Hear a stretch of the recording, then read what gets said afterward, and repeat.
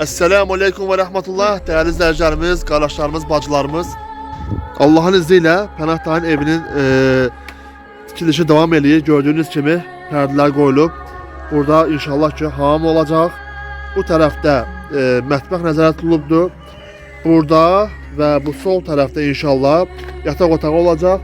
Burada inşallah ki ustamız geçen tikip düzeldi. Burada oturma otağı olacak. Ve her birinizden dəstək gözləyirəm ki, Allah üçün axar sədəqəyə qoşulun ki, bu evi tamamlayabilək Allah'ın izniyle. Bakın belə də göstərim çöl tərəfindən. Ev 2 qat tikilidir inşallah. Çöldən kubik, içeriden de inşallah kərpic olacaq Allah'ın izniyle.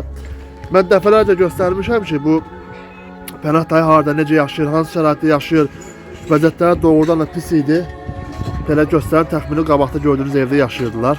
Bir də kömək edən qardaşlar Allah hamısından razı olsun. Belə göstərib. İnşallah Allah her bir şeyden razı olsun.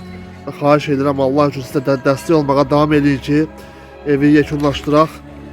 4 nəfərlik ailə çox pis bir şəraitdə yaşayırlar, dəhşət bir şəraitdə yaşayırlar. İnşallah ki biz bir çox qardaşların dəstəyi ilə ən əsası xarici ölkədə yaşayan qardaşlarımız var ki, biz adını çəkilməyini istəmirlər.